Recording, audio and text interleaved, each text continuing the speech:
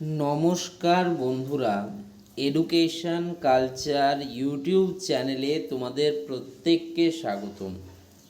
আজকের এই ভিডিওর যে বিষয়বস্তু সেটা হচ্ছে যে আইটিআইতে ভালো ট্রেড পাওয়ার জন্য র্যাঙ্ক অনুযায়ী চয়েস ফিলিং গাইডলাইন। আইটিআইতে ভালো ট্রেড পাওয়ার জন্য চয়েস ফিলিং কোনো লটারি নয়, এটি একটি সম্পূর্ণ স্ট্র্যাটেজিক প্রক্রিয়া। র্যাঙ্ক যেমনই হোক, স্মার্ট চয়েস ফিলিংয়ের মাধ্যমে নিজের পছন্দ মতো সরকারি কলেজ ও ভালো ট্রেড পাওয়ার সুযোগ অনেকটাই বাড়ানো সম্ভব। নিচে র্যাঙ্ক অনুযায়ী চয়েস সাজানোর একটি বৈজ্ঞানিক ও কার্যকর গাইডলাইন দেওয়া হলো। তো চলো দেখে নিই গাইডলাইনটি। প্রথম 1 নম্বরে dream, realistic and backup strategy. এটাকে আমি নাম দিয়েছি dream, realistic and backup strategy. Block এ 1 থেকে 10 নম্বর চয়েস হবে ড্রিম।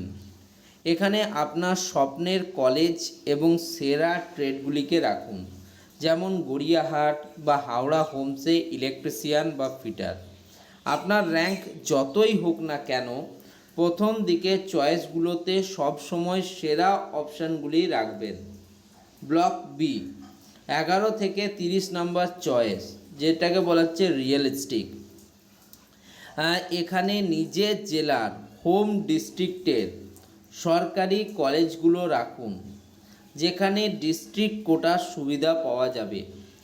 ট্রেড হিসেবে ইলেকট্রিশিয়ান, ফিটারের পাশাপাশি মেশিনিস্ট, টার্নার বা ওয়্যারম্যানের মতো ট্রেডগুলিকে প্রাধান্য দিন। ব্লক সিতে থাকবে 31 থেকে শেষের চয়েস, যেটাকে ব্যাকআপ বলছি। প্রথমে ড্রিম হলো, 1 থেকে 10 নম্বর চয়েস থাকবে তোমার ড্রিম চয়েস। ব্লক বিতে 11 থেকে 30 নম্বর চয়েস থাকবে রিয়েলিস্টিক চয়েস, এবং ব্লক সিতে 31 থেকে শেষের চয়েস ব্যাকআপে থাকবে। যদি কোনোভাবেই বছর নষ্ট না করতে চান, তবে এখানে তুলনামূলক কম ডিমান্ডিং ট্রেড যেমন ওয়েল্ডার, প্লাম্বার, কোপা এবং প্রয়োজনে আইএমসি কোটার সিটগুলিকে রাখুন। ঠিক আছে। নেক্সট স্ট্র্যাটেজি 2, র্যাঙ্ক অনুযায়ী চয়েস ফিলিং কৌশল। ভালো র্যাঙ্ক, যাদের 1 থেকে 5,000-এর মধ্যে র্যাঙ্ক আছে, তাদেরকে আমরা বলি ভালো র্যাঙ্ক। ফোকাস হচ্ছে রাজ্যের শীর্ষস্থানীয় 9টি আইটিআই যেখানে ডিস্ট্রিক্ট কোটা নেই, এবং নিজের জেলার সেরা কলেজগুলি কিন্তু রাখতে হবে যারা ভালো র্যাঙ্ক করেছো 1 থেকে 5,000। কৌশল হচ্ছে আপনার প্রথম পছন্দ পাওয়া প্রায় নিশ্চিত। যাদের 1 থেকে 5,000-এর মধ্যে র্যাঙ্ক আছে, তাদের ক্ষেত্রে তাদের ফার্স্ট চয়েস পাওয়া প্রায় নিশ্চিত। তবে ওভার কনফিডেন্ট হয়ে মাত্র 2-3টি চয়েস দিয়ে ছেড়ে দেবেন না। ওভার কনফিডেন্স হয়ে গেলে যে না আমি 1 র্যাঙ্ক করেছি তো আমি 1 নম্বরেই পাবো, বা আমি 1000 র্যাঙ্ক করেছি তো 1 নম্বরটাই পাবো, এমন কিন্তু করা চলবে না। 2-3টি চয়েস দিয়ে ছেড়ে দিলে কিন্তু হবে না। অন্তত 15 থেকে 20টি চয়েস রাখুন। আমি মিনিমাম প্রায় প্রত্যেকটা স্টুডেন্টকে বলবো 20টা চয়েস কিন্তু তোমরা রাখো।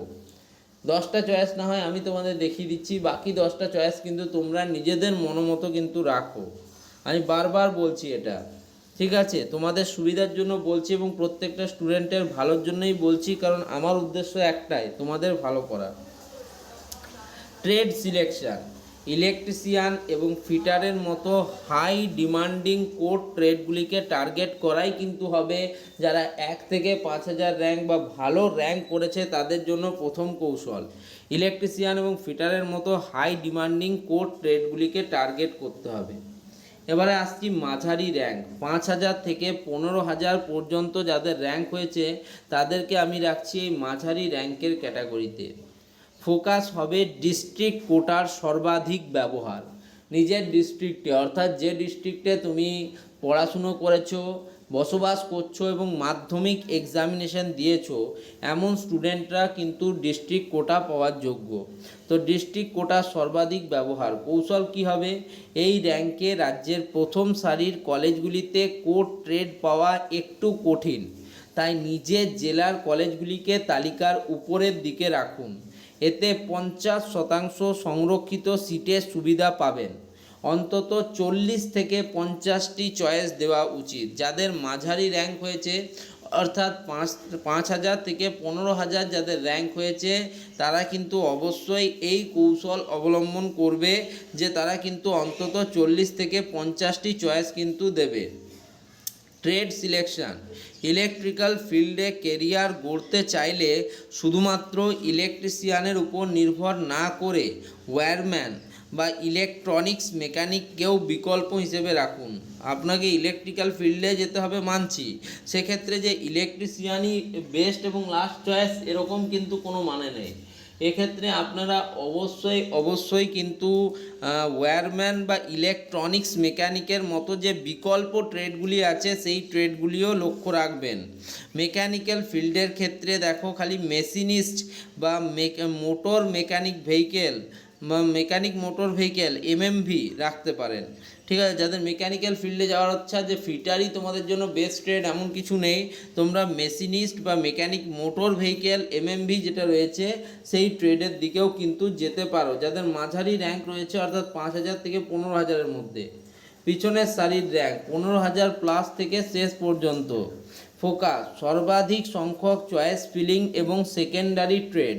তোমাদের ক্ষেত্রে প্রাইমারি ইলেকট্রিক্যাল বা ফিটারের ক্ষেত্রে গেলে কিন্তু হবে না, সর্বাধিক সংখ্যক তোমাদের চয়েস ফিলিং করতে হবে।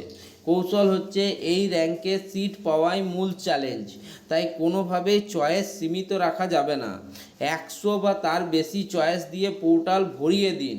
আপনার জেলার সমস্ত কলেজ এবং আশেপাশের জেলার কলেজগুলিকেও লিস্টে রাখুন। যত সংখ্যক যত মন তোমরা কিন্তু চয়েস ফিলিং করো। এই সমস্ত স্টুডেন্টদের আমি বেশিরভাগ বলবো যত মন যে চয়েস আছে, যে সিট আছে গভর্নমেন্ট এবং গভর্নমেন্ট পিটিভিতে, প্রত্যেকটা সিট কিন্তু রেখে দাও তুমি। Trade selection. ইলেকট্রিশিয়ান বা ফিটারের আশা কিছুটা ছেড়ে দিয়ে welder, plumber, carpenter, sheet metal worker বা পেইন্টার জেনারেলের মতো 1 বছরের ট্রেডগুলিতে কিন্তু ফোকাস করা একটা বড় কাজ হবে কিন্তু এই সমস্ত স্টুডেন্টদের। কলেজ যদি তোমার ইচ্ছা থাকে যে না এই বছর আমাকে পলিটেকনিকে ভর্তি হতেই হবে, সেক্ষেত্রে শুধুমাত্র ইলেকট্রিশিয়ান বা ফিটারের উপর ভরসা করে বসে থাকলে কিন্তু তোমার হবে না। সেক্ষেত্রে তোমাকে কিন্তু অন্যান্য ট্রেড, যত রকম ট্রেড আছে সব ট্রেডে কিন্তু চয়েস ফিলিং করতে হবে, তবে গিয়ে কিন্তু তোমার এই যে প্রসেসটা সেটা কিন্তু কমপ্লিটেড হবে। বিশেষ সতর্কতা, কিছু সতর্কতা দিয়ে তারপরে শেষ করব, যেটাকে গোল্ডেন রুলসও বলছি আমি। আইএমসি কোটা সম্পর্কে সাবধান। র্যাঙ্ক কম থাকলে অনেকেই প্রথমে আইএমসি কোটা সিলেক্ট করে ফেলেন।